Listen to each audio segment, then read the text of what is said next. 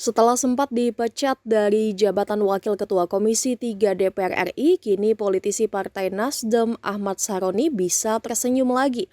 Belum genap 1 tahun usai dipecat dari Wakil Ketua Komisi 3 DPR RI, Saroni kini kembali menjabat posisi tersebut. Meskipun sebelumnya Saroni dinyatakan telah melanggar kode etik oleh Majelis Kehormatan Dewan, atau MKD atas pernyataannya yang menyebut masyarakat bodoh apabila mau membubarkan DPR RI. Pernyataan Saroni menjadi salah satu biang keladi dari huru-hara unjuk rasa Agustus 2025 lalu yang menewaskan belasan warga sipil dan melukai sejumlah aparat polisi. Karena hal tersebut, Saroni sempat dicopot dari jabatannya sebagai Wakil Ketua Komisi 3 dan dipindah ke Komisi 1 DPR RI sambil menunggu putusan MKD.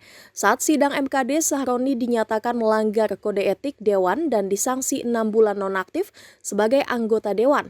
Persis setengah tahun setelah Saroni nonaktif sebagai DPR RI, bendahara Partai Nasdem itu dikembalikan ke Komisi 3 pada Kamis 19 Februari 2026. Saroni dilantik sebagai pimpinan Komisi 3 menggantikan Rusdi Mapasesu dalam rapat pleno pelantikan yang dipimpin oleh Wakil Ketua DPR RI Sufmi Dasko Ahmad.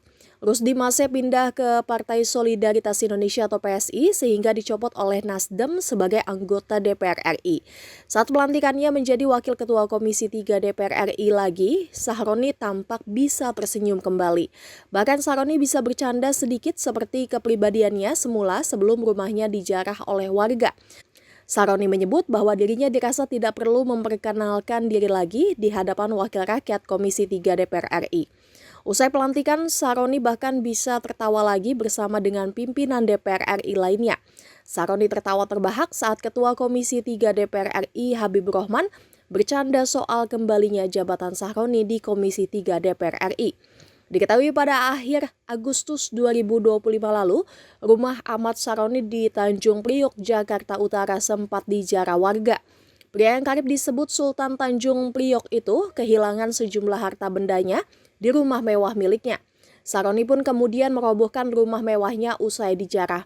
Penjarahan tersebut juga dialami sejumlah anggota DPR RI lainnya yang dianggap membuat pernyataan atau konten di media sosial yang memicu amarah warga.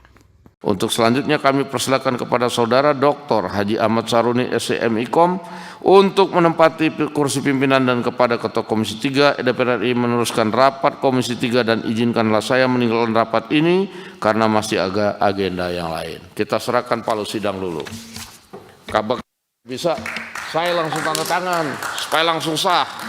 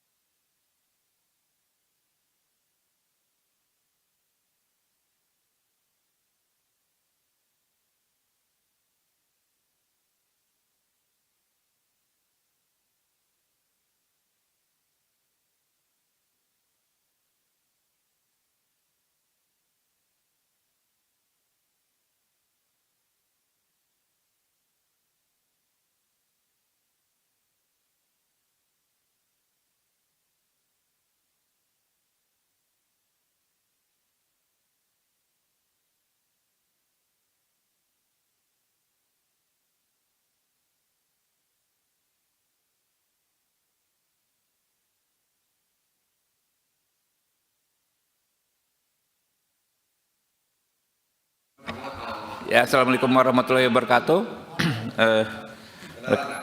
Kita buka dulu ya. Perkenalan. Ya Allah Tuhan. Kita bertanya ini nih, anak mana dia nih gitu. Ya, selamat ya Pak Ahmad Saroni, amanah baru.